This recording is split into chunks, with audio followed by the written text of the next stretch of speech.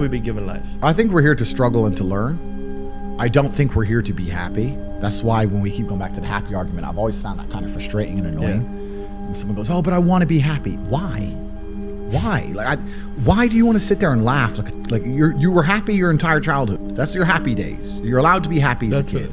It's all over now, right? You're a man. You have responsibilities. I think we're here to do important things, and important things are going to be difficult, and they're going to be hard, and you're going to get frustrated. But that's what gives you purpose. I think we're here to struggle. I think we're here to endure pain. I think we're here to just see how hard we are to kill. I think that going through terrible things and living through them and coming out the other side is one of the most fantastic things about being human. I think that it's almost like once you understand what life is really about, there's no emotion which isn't enjoyable.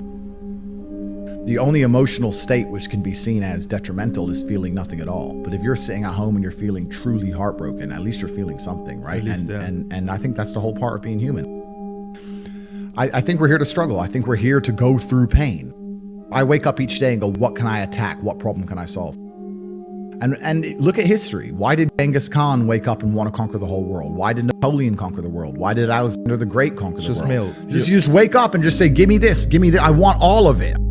There's an army there. They're really big. We're better. It's intrinsic. You need to go and conquer. That's the purpose of life. Do you believe that God created us? So why did God create us to struggle? Because if you don't struggle, you don't learn.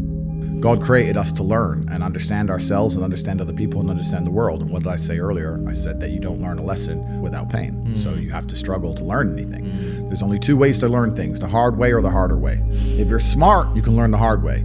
But in my experience, 99% of the planet only learn the hardest possible way. If you want to feel happy inside of yourself, and you want to feel content, and you want to feel stable inside of yourself, you need to live true to God. And I'm not saying you can't drink a little bit of alcohol or not party or not have a little bit of fun, but you have to be a good person.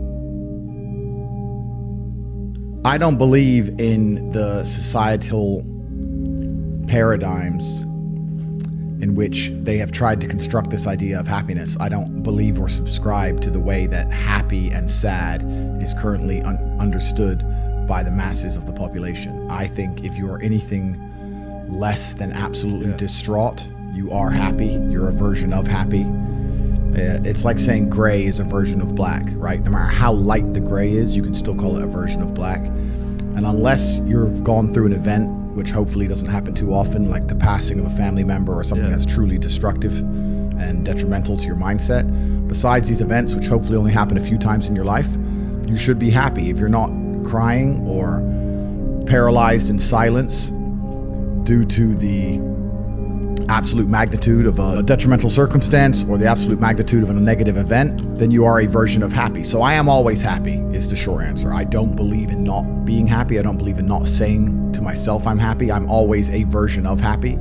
And this idea of chasing happiness and always being concerned and preoccupied with how happy you are is actually the biggest mistake that a lot of people make, I think, in the world today. Especially men who wake up and go, oh, I don't really feel happy, so I need to get happier. And that's how they end up down a hedonistic path of drugs or alcohol or gambling, chasing pleasure. I don't care how I feel. I don't care if I feel happy or sad. It doesn't really affect what I do each day. I do the exact same things. I act the exact same way. I don't care. I don't put weight to the significance of the emotion. So I always consider myself a happy person, but if I woke up and I was slightly less happy one day than another, it wouldn't affect anything I do and I wouldn't put any relevance to it. I'm human and that's life. So yeah, am I any happier now that I have hundreds of millions of dollars than before I was broke? Not really, but I was never unhappy. I'm the same state that I was then that I am now. I have work to do and I will do it. It's as simple as that. Well, also, there's no light without dark, and there's no joy without pain.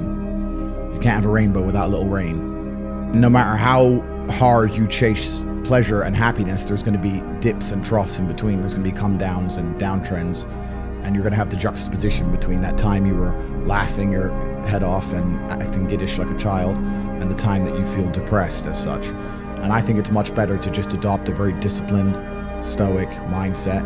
I'm always the same base level of happy regardless. If I lost all of my money today, I would be the same happy. If my net worth quadrupled, I'd be the same happiness. But as long as I'm alive and the people I care about and love are alive, and as long as God gives me the honor of doing my duties and providing for the people I care about, As long as I get to wake up and know that there's a whole bunch of people in the world who need me, and I get to work hard to please them and do good for society and good for the world, then I'm a vessel of God, and I'm happy enough to survive. That's all I look at it as. I don't ever consider how do I feel. That doesn't cross my mind. I have things to do. I'm too busy. I have things to do every single day. I have very important things to do, and how I feel really is not going to affect how I complete those tasks. And when I speak to men, they say I'm unhappy or I need to be happier. I think that's absolutely the wrong frame of life. You're a man, you have duty, you have honor, you have things you should be doing regardless of how you feel. And the people who are perma-obsessed with happiness or sadness, I just think it's the wrong paradigm to view the lens of life. I think you should get up and do what needs to be done.